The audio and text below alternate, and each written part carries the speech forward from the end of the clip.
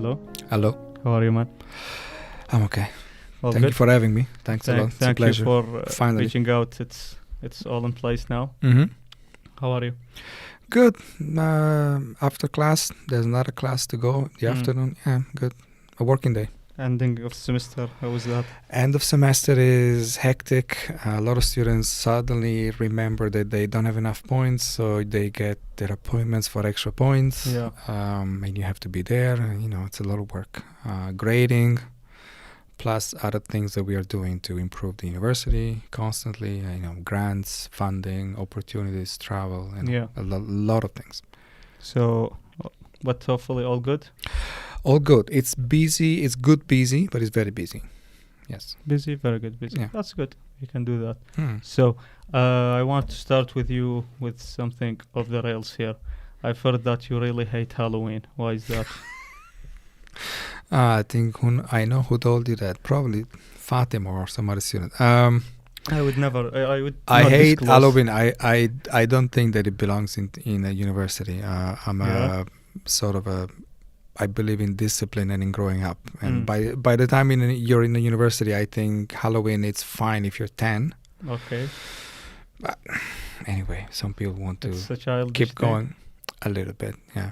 Okay. If you dress up like a butterfly, people tend not to take you as seriously, I guess.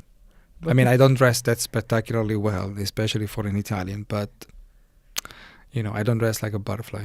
Okay. Okay. So it's with the butterfly. My teaching assistant came to class dressed as a butterfly, and if you're teaching, you should be dressed, for teaching, not as a butterfly. And the idea, but it's Halloween. Well, too bad. Okay. Yeah. Okay. So you mentioned Italy. So how was that like growing up there? Growing up in Italy in the 80s and in the 90s was probably. Everybody would say that, I think, about their own birthplace, but it was the best place in the world. It is potentially the best place in the world, bar none. It is very mismanaged still. It's now a very pale shadow of what it used to be. But Italy until the early, let's say the late 90s, maybe 2000, 2001, probably the best place in the world. So I've considered myself lucky to have been growing up there in 70s, 80s and 90s. And you got like your bachelor's and master's there, right? I got the degree I had was before the Bologna process, which is what divides now degrees in 3+2. So you got 3 years of a bachelor and 2 years of a master generally in Europe now. But that's a reform that happened after I graduated. So you went through the old system. The old version was much harder, and when I try to tell it to my students here, some of them don't believe me, but the things you had to do to get your bachelor are insane. So basically now it's equivalent to a master's because it was 4 or 5 years, depending on your specialty. And this is for the bachelor? That was it was called a bachelor back then, but it's actually a master now. It's equivalent. It's what a master is today. Okay. Yeah, so it's kind of 2 in 1. Okay. And this is during the 90s? This is in the 90s, early 90s, yes. Yeah, and like... now that you are in an Iraqi university, how much differences do you think between the system and the system here? Day and night. Yeah. From Very the different. instructors, the people, what are the similarities? Well, when I went to university, that was already a big change from when I went to elementary school or middle school. Back then, the teacher was allowed to discipline the students physically. Okay. So they could. That's for like elementary school. Elementary school and middle school, you could have somebody, with a little stick whipping you on the hands. Some professors took it a little bit further. They would throw some books at you, like the huge things. Yeah. You can do it now, of course. But in universities, we had some angry professor too, so it's quite different here. But they wouldn't like do this kind of stuff for students at university. Today? Back then. One professor I had threw a shoe at one of my classmates once. That's the only thing that I remember. That's like good university though. Yeah. Just professors were a little bit temperamental, I think. Yeah, and like moving from Italy now, you moved and like you stayed at Finland, right? Yeah, I got my second degree, which is another master's degree in Finland. Yeah. How was that? Is it truly the happiest country on earth? It can be the happiest country or one of the happiest. It's incredibly safe, clean. The people are stupendous. If you don't mind the cold and the obscurity during the winter, there's darkness. So let's say, depending on where you are, more or less at 2 p.m. So after lunchtime, it's pitch black. At 2 p.m. In winter. But in summer, at 1 a.m., it's sun in the sky. Until So like 6-7. Yeah, your circadian rhythms are a little bit discombobulated because your brain in summer, first of all, you need pitch black curtains to sleep because the sun will come through. That's during the summer. Yeah. Oh. And then if you go up north, 1 a.m. there's still sun on the horizon. It doesn't go down. So there's still light. So your body is not tired as it would be.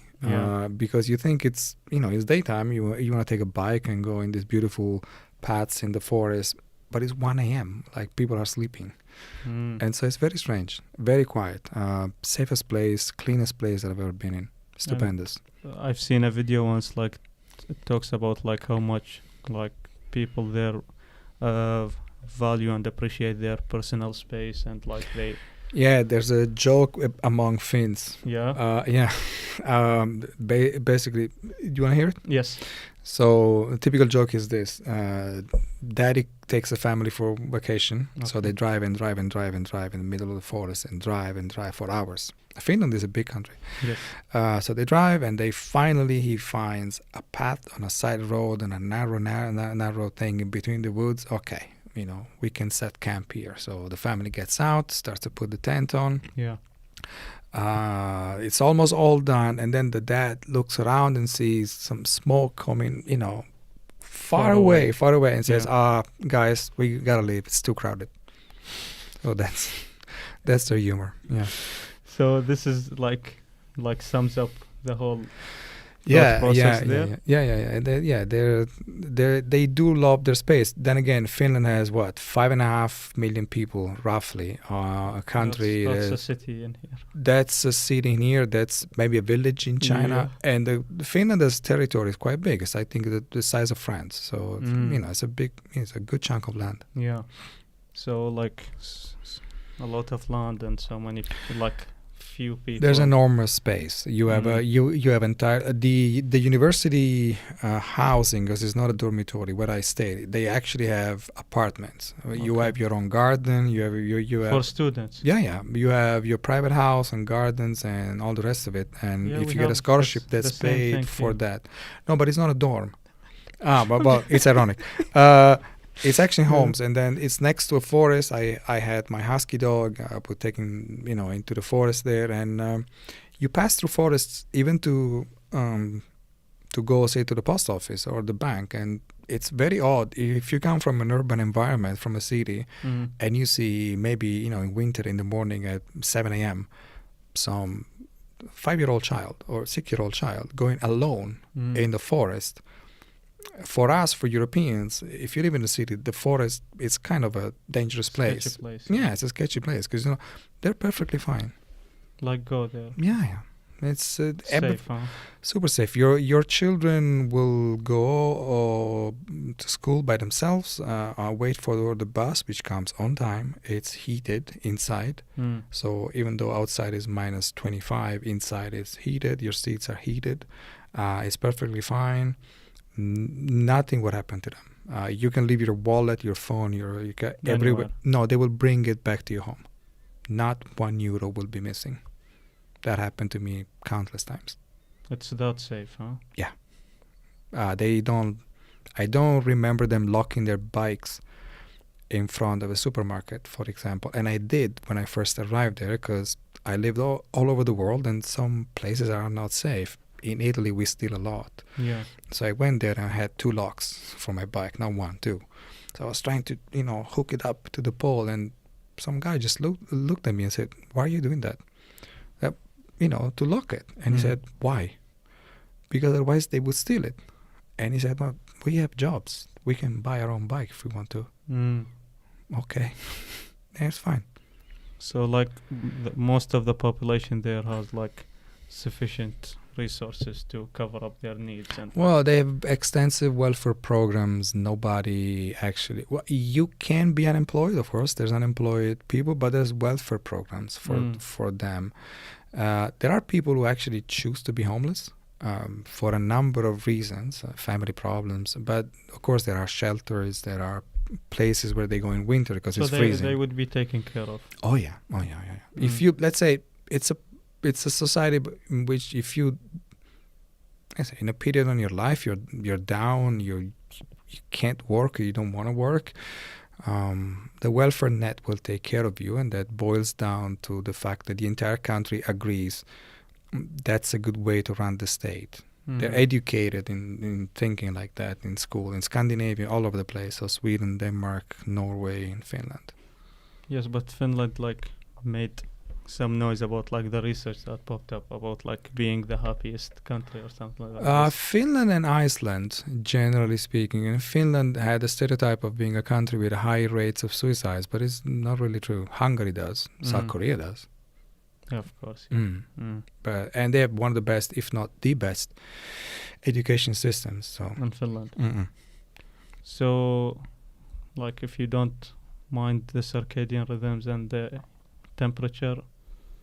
If you're good with cold, but then again, it's dry cold. I don't remember a lot of rain. It very rarely rains. It snows a lot. Yeah. So if you got good clothes, inside your house, it's so hot that you would go in shorts. Yeah. So that's not a problem. Streets are cleaned at night. So the government would have, some snow machines, cleaning the streets. So it's fine. Okay, Finland it is. Moving to something else. Yeah. The Korean program. You do need to learn. If you learn the language is better. However, Finnish is one of the most complicated in the world. So. But you can get by English, right? Everybody speaks English, of course. Yeah. Everybody, from kids to so old all people. Set. Oh, yeah. Yeah. So, moving to the program. To the Korean program. Yeah. I'll take a sip of water. Yeah. So when I first heard about this, it was a bit weird to hear about a program in Korea. Why? I don't know. We most of the scholarships or programs that we hear about are Europe. I see. Britain, the US, maybe Italy or France, but the numbers are very small. And I've heard some problems about Japan or this kind of stuff. Right. But this is the first time that I hear about Korean. But Korea is quite famous. I was surprised when I arrived here and I started to mention Korea or my experience, and a lot of students, it turns out, they're quite acquainted with K-pop and the culture that's what and cosmetics and whatnot. So if you have that kind of demand among the people, then I think it makes sense to me that you could have some more academic ties with the country. Yeah, for me it was I thought it's only movies, TV shows and music. I didn't think it would get to... that's the first thing that I tell to all my students since I arrived here about a year and a half ago. I always ask them what they want to do in the future. And for those who replied that they would like to go abroad for a period, I ask them why, and then I ask them where. And they all say Canada, Germany, and I look at them as a European today. Maybe in the 80s, yes. Yeah. I would have moved to Canada or the United States, but not today. Good Lord. Oh, my goodness, no. I don't believe the opportunities exist there anymore that they did 45 years ago or 40 years ago. Those opportunities are in Asia, are in East Asia. The reason why we're doing this here is not just because Korea is my area of expertise, or Dr. Tobin likes East Asia too. It's because we believe that it's actually the major opportunities there.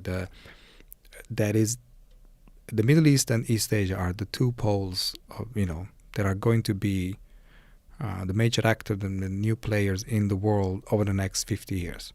For real? Yeah, that's the same reaction that I get in all my classes, and people don't believe it. Of course, Yeah. but the numbers just speak very clearly, demographically, and in terms of resources, in terms of mentality, the willingness to develop, to have, stable family relations, innovation. You look at East Asia's got a lot of it. You look at the Middle East, it's got most of these things. And so you do the math, and either one of the two or a combination of Middle East and East Asia is going to take over the planet in the next, I would say, less than 30 years. That's for sure. So it's not longer a Western game. No, I think by the time you're my age, the world would be entirely different. It would look, I think, something like a Asian version of Dubai with an Islamic component, of course. Well, yeah, culturally, yeah. And this is East Asia. That is, in my opinion, the combination of East Asia and the Middle East, which are two worlds that don't have full communication yet. Yes. This is another reason why we're doing this. I think mostly because of the language barrier, right? Language barrier, and because East Asia has been developing for quite some time. So when you're in the developing phase, then you don't think about expanding to another developing area. But now the Middle East has peaks. You say Qatar, Saudi, Emirates. Those are very developed, or fast developing. And you have areas that still have a lot of potential for development. Iraq is one of them. North Africa is one of them. And so when you now they start to look at this part of the world because they're mature, they're independent enough, they don't need the West to run things for them. China is all over the place. And China bought half of Africa. It owns half of Africa already, and it's getting through the Middle East. They have very good relations with Saudi, of course, with Qatar, with all the oil countries in the Gulf. It makes a lot of sense for them. Europe has no resources. We have history, we have culture, we have political dominance we have had. I think we don't have that anymore. But if you look at where the resources are, where the people are, it's either, and where the technology is, it's either East Asia and or the Middle East. So it makes sense to bring them together. Bring them closer, huh? This is really fascinating intake on the situation, and I think it's also a hopeful thing for students here that you can either work and start something here or go somewhere it's not as far as moving to far continents. We're still in the same continent as we are, but and it's another model of integration, I think, because if you look at Germany, now they have a huge population of Turkish, Kurdish, a lot of them. Italy, we have a lot of people from Kurdistan. But see, the European model is a welfare state model, which is attractive if you, let's say, are in the unfortunate position of coming out of a war zone. You're a refugee for a couple of years, and you go into a place that really takes good care of you. And we did as Europeans. But China, Korea, Japan, they're much more competitive. So they can look harsher at the beginning. If you look at their scholarship, if you look at what the students do, if you look at the conditions, the parameters, the benchmarks, those people are immensely competitive. And so it can be scary the first time to tell to somebody, well, from this region, try to get a scholarship in China, try to get a scholarship in Korea, because the language, as you said, the environment is completely different, the culture is different. It's so many people. Tokyo metropolitan area, Seoul's metropolitan area have more people than I think than Kurdistan or Iraq. Seoul is 22 million people. Tokyo GTA is 25 million people. So it's scary. Yeah. But you can learn a lot from their model of development. That's one of the things that we do now in a couple of courses in the new IR major, the Korean study course, the politics in East Asia course. We teach what is the model of development. If you look at those countries, Korea was as poor as Bangladesh in the 60s.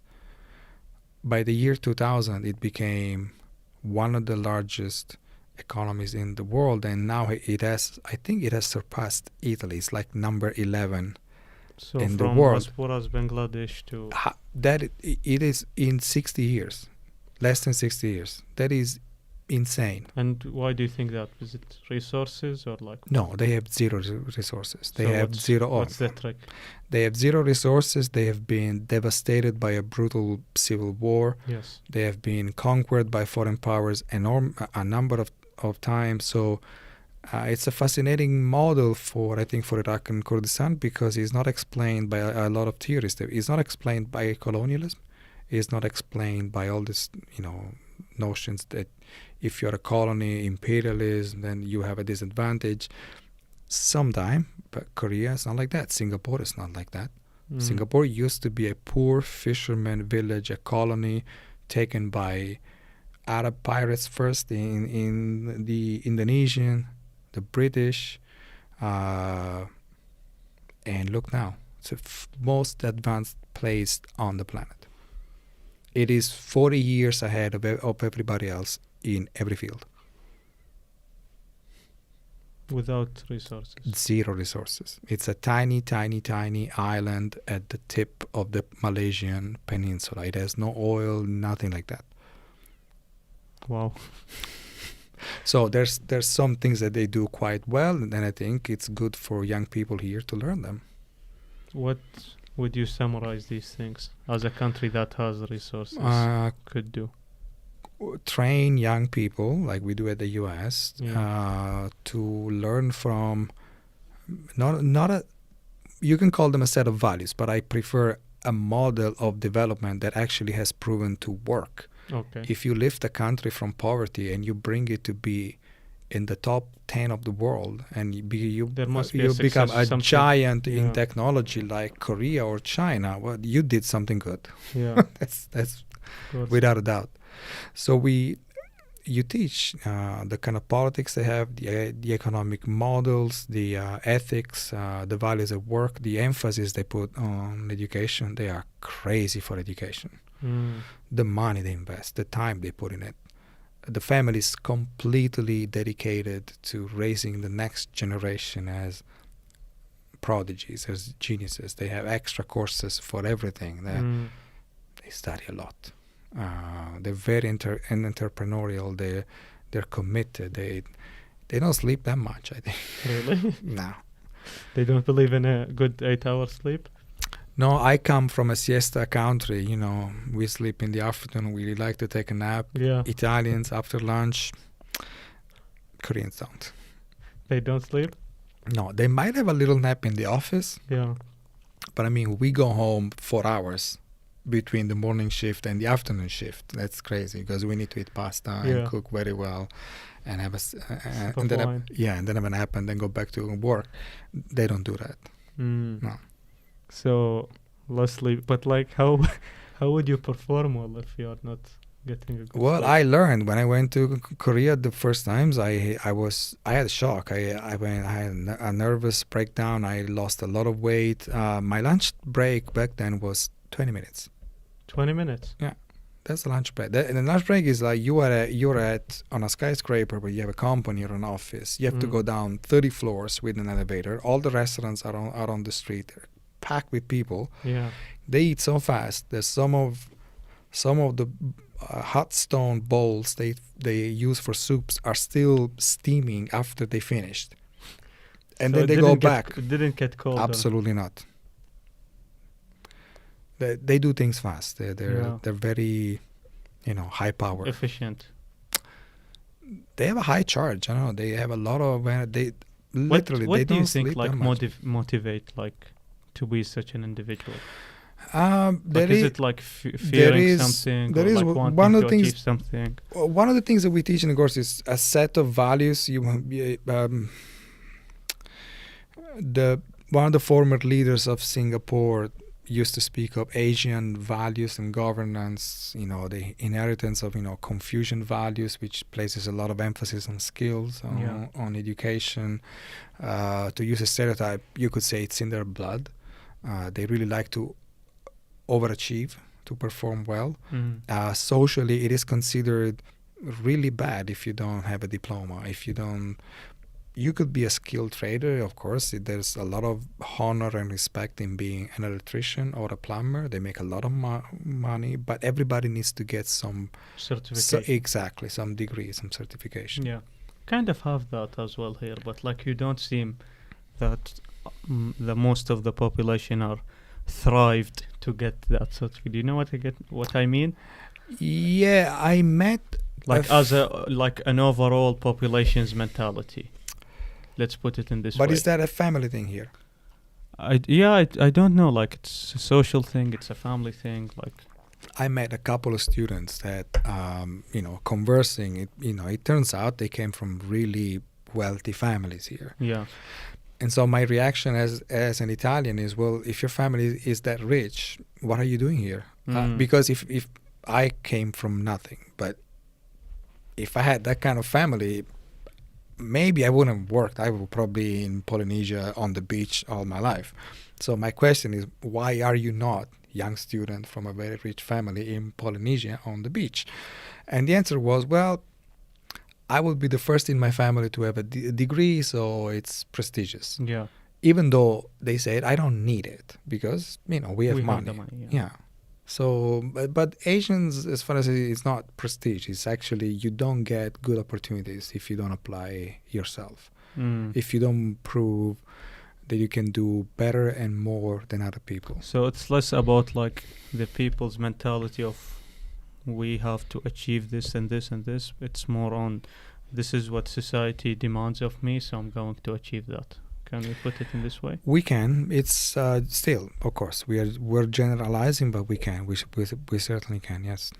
Yeah. And this is for Asia. I would say East Asia in general. You'll find that in Southeast Asia as well. So Thailand, Vietnam, Cambodia, Myanmar, Laos. But my experience is more with East Asia for life and work. Yeah. And so Korea in particular. That's why we built this program. First we applied for a grant, generous grant from the Korean government. We got it because it's the first time that an institution in this region opens anything related to Korea at a serious university level, meaning that before, if you wanted to study anything related to East Asia, you had to go to Turkey. Or you could go to Jordan sometimes. Or if you look at the Gulf, there's nothing like that. There's nothing in Saudi. There's one research center that does a few policy studies on East Asia. But in terms of university, preparing the younger generation, let's say to build a bridge with East Asia, we're the only one. And it's in Kurdistan, so I think it's meaningful. So we asked Korea for grants. They have funds that they give to countries every year. We made a plan. Design the courses, and with this money now we are giving 2 scholarships every year to study here at the US. So we pay for the studies of 2 students here at the US in provided that they choose as a major either IS or IR.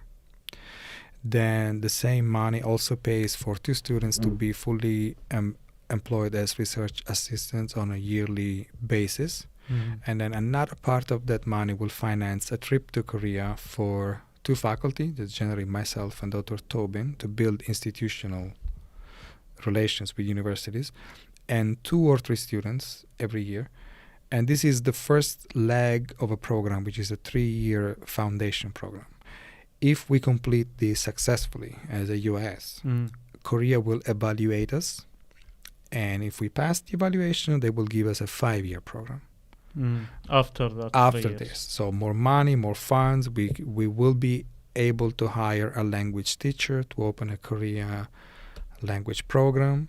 We already have very good ties with the consulate in Erbil, with the embassy in Baghdad. The ambassador came to visit and for the opening of the center at the beginning of November. Yes. They have been very impressed, of course, because it's the first time that they see anything like this here.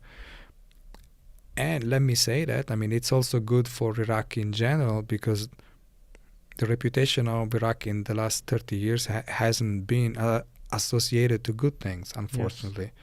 And so for Asian countries to see, oh, look, they're doing that stuff, yeah. Not in Israel, they're doing that not in Italy, they're doing that in Iraq. Oh, wow, then maybe things are changed, or changing at least.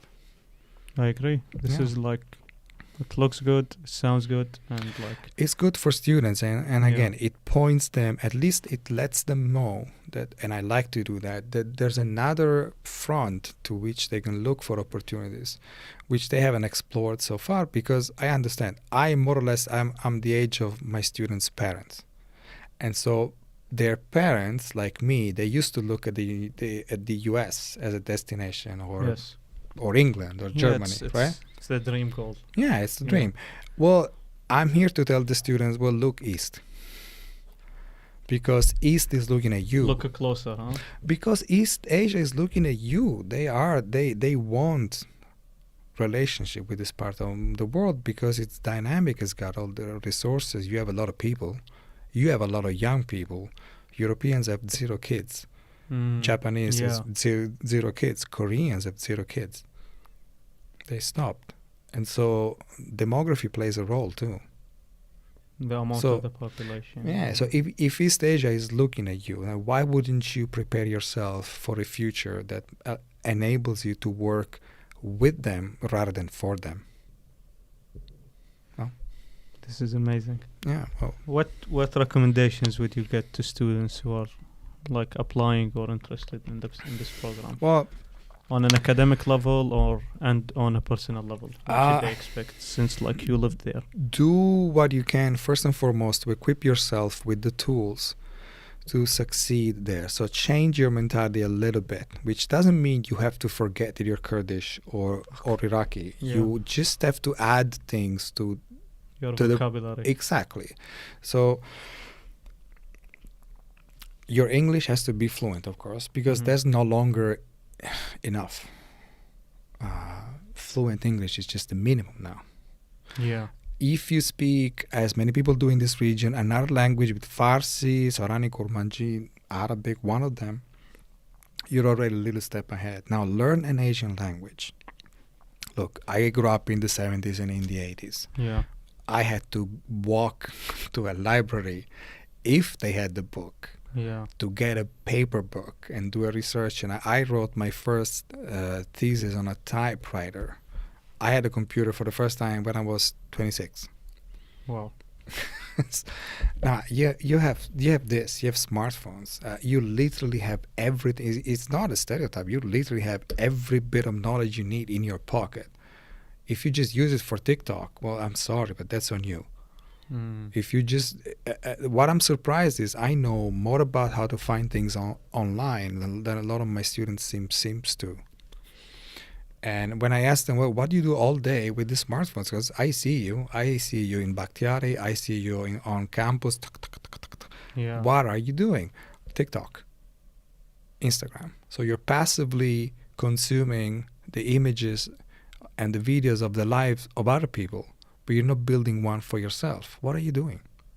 Well, you're wasting your life. It's precious. Yeah, vocabulary, apps, YouTube courses. There's tons of things. I put all these things on Moodle for my students. I even, at the beginning of the course, set up my free time, instead of going to lunch, to do a vocabulary, a language class for free. It's not a course. It's just, to teach the basics of Koreans to my student. But they don't even need that. They can learn that by themselves. I learned English by myself. I've learned the basic of Korean by myself. I know people that have learned Japanese by themselves. Japanese. Here too. Wow. So fluent. Yeah. There's one student here. So it is Completely self-taught. So it's look, I'm trying to learn Arabic now. okay. So somebody will help me with the alphabet and the rest of it, but all the resources are there. The videos are there, the grammar courses are there. It's all free. That's the best part. It's free. Why wouldn't you do that? That's the question. Yeah. Yeah, I agree, but like the thing is, like it's so much. It's like an addiction now.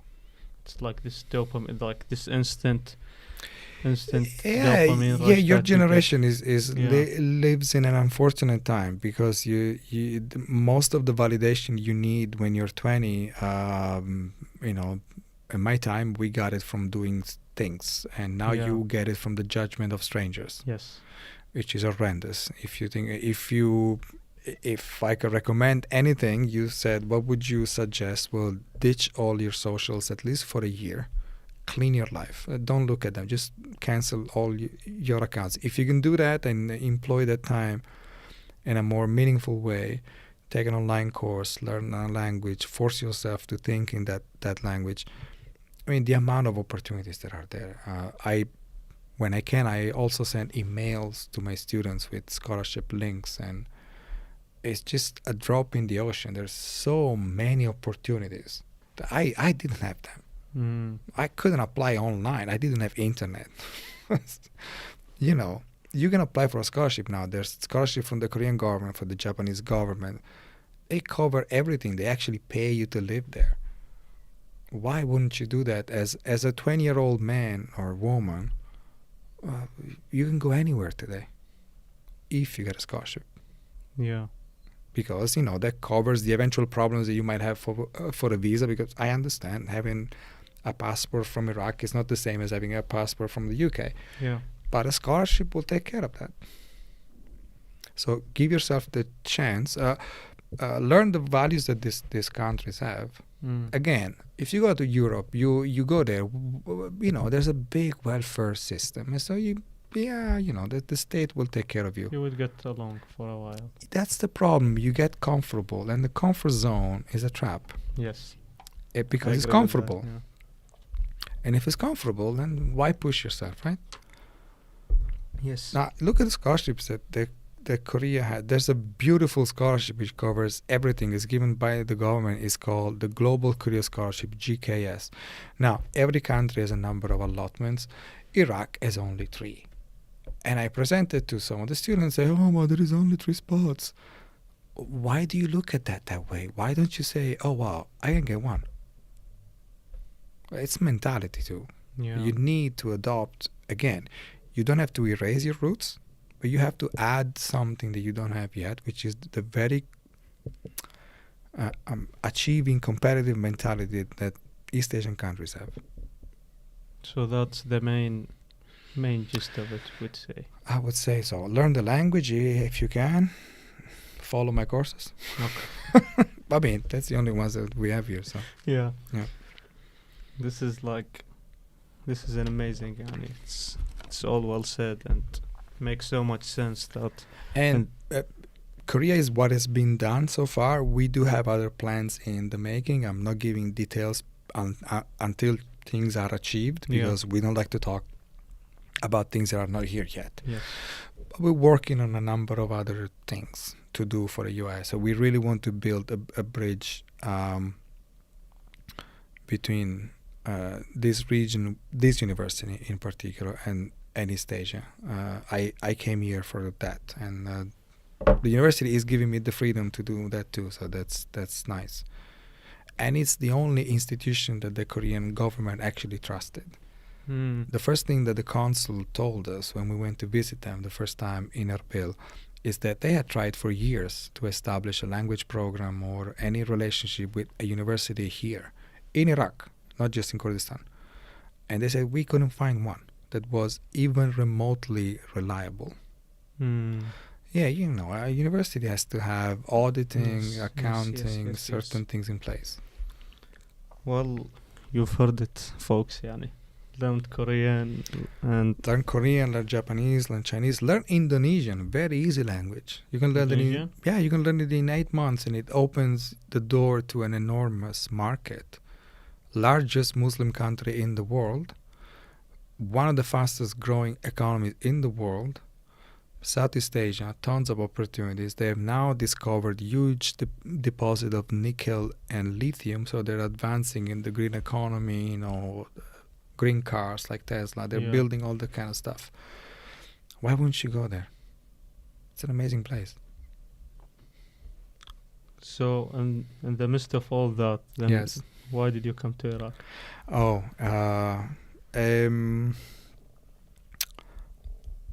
Well, I applied for jobs. I was on a break. I was doing research in Japan for a think tank there. Okay.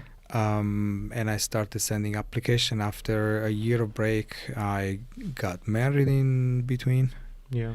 I was in South America. At some point, my savings were running out. So I said, well, maybe it's time to look for another job. And so I did. And I got a few offers. Mm. And then the hardest thing that I had to do was to go through 3 interview with Dr. Fritz, Dr. Tobin. Every interview was about 2.5 hours, and they grilled me. And then President Bruce, we had another call. After, I think, 3 interviews, I got an offer, and that's it. You're here, huh? Mm-hmm. And how is it? How is Iraq compared to all the places that you've been in? I can't say Iraq because I haven't been I've been in Erbil 3 times. Okay. I've been on a tour, forgive me, but I forgot the name, in some canyon. Yeah. 6 hours from Suli on a Okay. little bus with a tour company. That's all I know, so I cannot say that I know what Iraq is. What about the people here? The people are nice. Some of them remind me of some characters that I saw in Italy when I was a child. How come? How come? Well, if you go to the bazaar, you find a lot of these characters that we used to have. We don't have them anymore for some reason. No, before we became Europeans, we were a little bit more colorful, like here. Yeah. And then when Europe comes, you sort of become a little bit more German, all of you. It's all blends in, huh? It's all, yeah. So it's okay. I wish there was the sea. I was born by the seaside, so you should I miss join my that. home city. Which one? It's in the south. So Shat al-Arab. Do you know where like the Tigris and the Euphrates meet? Oh, okay. And So the little piece of Yeah, coast the little piece. next. So they meet in, Right. in the south, and then they go down together, and like they spill their stuff in the Arabian Gulf. So Mhm.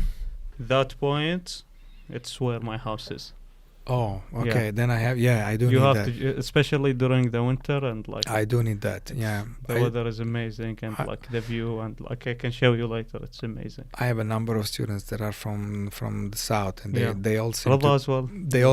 Yeah. they all seem to Okay, miss home very, very much. Yeah, it's amazing, and like from my end, like you talked about academic wise, and what I see as well from the sports sides as well. Like we had the first football tournament down in the south in like 30-40 years. Oh wow. Yeah, so like as a country, we are, I think you can vote for Italy in this one. For here as well, we are like really crazy about football. Yeah, I've seen that. Yeah. Oh, one beautiful thing. For example, this is, maybe aside from South America, where I spent some time because my wife is Colombian. This is the only place where I still see kids that play in the street, play football on the street. I did that when I was a child, but this is the 70s. That thing disappeared. It did. Yeah. Maybe if you go to Naples today, in the south of Italy, which is a lot of Mediterranean influence, some little village in Spain, but today in a big city in Europe, You don't see football I dare anymore. you will not find children that can actually play on the street. It's become dangerous. Yeah. Parents don't let you out anymore. My Yeah. parents just threw me out of the house at 8 a.m. and just go, come back at 10 p.m. I don't want to see her. You know. Yeah, that's builds a character, and It builds the character, and then you go here. I live in Park City, like all the faculty here. Yeah. And you go just in front of Park City. You turn the corner in one of the alley. There's always a group of kids. They're playing. You know, they're throwing the ball in front of a gate. I haven't seen that since the 80s. Yeah. So building on that, like using sports as well to build like good connections, because like as I said, 30-40 years we hadn't had like any official football tournament, and now with having the right infrastructure as like for the two very like beautiful stadiums that we have down in the south, we're having like international football matches that are really entertaining, and like the fans are like so excited about like being there and witnessing that. And I think that's also good to portray a nice image. That's not only through academia, it's through sports and like through many things. Yeah. That Did you? I heard you had some games here too. At the campus. On campus. Yeah. There's a football tournament here as well. There's an AUIS team. Yeah. AUIS football tournament. It's every semester. I wonder if any of my students are in the team.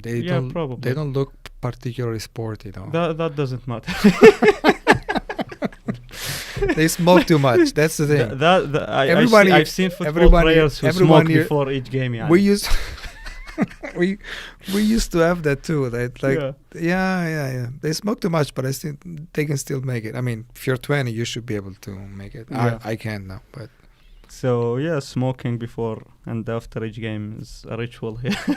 That's fantastic. Then I need to come to some of the games then. Yes, you should. It's really entertaining. So as I said, like football, like sports, academia, and throughout like all of these different ways that we can finally just expand and like get as away as possible from just depending on resources, because I think you agree with me that just like an economy that's based solely on resources, it's not a long-term solution. Absolutely not. I think if you look at what Saudi is doing with the Vision 2030 plan, that's the line that they have.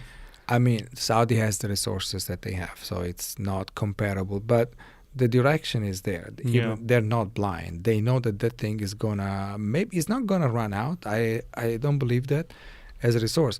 The need for that is gonna run out. And the value. So they want to be ready for something else. And why wouldn't you be? I mean, after all, again, in the West, many people don't know. I'm starting to discover that myself just now. But Oman, Saudi, Qatar, the Emirates, Iran is beautiful places. You don't know that because that's most of what you see on the media about this region is not particularly inviting. And it's a pity because I'm pretty sure there's one of the trips that I want to take as soon as possible is to Saudi, but to the south of Iraq and then Saudi. You must diversify. It's the same with your personal finances. You wouldn't have only one, you don't, as they say, you don't put all your eggs in one basket. So why would you do that as a country? Yeah, it's really true, and like it's really good to see that you're working on the academic and other people are working on so many other stuff to move to somewhere that's hopefully brighter, because like as a country, this country has been through so many stuff, and like bad governments and wars and all this kind of stuff that's really affecting people on the long run. So having that, it's well, one thing that I would say here is that don't rely on the government too much. Yeah, of course. Even if you were in Sweden and you have a really good government, or in Iceland where you're absolutely sure always have that plan B. Oh, plan B, plan C, plan D. You have tons of plans. Yeah. It's just, as an individual, I don't believe in dependence on the government in general. Individuals should be able, unless you have an unfortunate accident at birth or something like that. In that case, you do deserve all the assistance that is possible. But if you're young, healthy, capable, smart, and I think most of the people here are, then why would you wait for the government to give you something? It's the dependence mentality. Go out and get what you want legally. I mean, don't rob a bank, but yes, if you can. So, moving to music. Yes. What's the deal with that? You mean what I like? What got you into it? You also have songs on Spotify, like I discovered yesterday. Oh, you did. I make music when I can. Yeah. I liked music since I was a child, and I like rock and roll, hard rock, particularly metal, since I was 10 or 11. And I think the first record that I bought was a live album by AC/DC. So I played. It's fascinating. I don't know. I grew up with, the videos in the 80s where you get this crazy guys jumping off stage, during the guitar solo. And when you're 13, that's all you want to do. I like to play instruments. I didn't get any particular training. Didn't go to school. I just got some instrument, got a guitar, got a bass, a saxophone, drums. I learned to play in time, and it's just a passion. That's it. I listen to music all the time. Sometimes I put some music in my classes. I may put some extra question for extra points in some midterm about. Heard about some of that, yeah. Yes. The answers are about music and like bands and stuff. Exactly. That's pretty cool. And we usually have this ritual at the end of episodes where we ask our guests what their favorite movie and TV show. Ooh. TV show, I would have to go recently. Probably either both Breaking Bad and the spin-off Better Call Saul. That's the entire thing, because they're related, so they cross into each other. A movie, there's too many. One, I think Bleed for This. I haven't heard about that. Bleed for This is the real story of a boxer, an Italian-American boxer. Oh God, I forgot the name. Okay. But anyway, he wins a title. Okay. And then this is a very non-disciplined person, goes out drinking and partying, with strippers and all the rest of it. Yeah. Buys a huge car, I think a Ferrari, and the day after has a near fatal accident, breaks all of his spine, so he's paralyzed.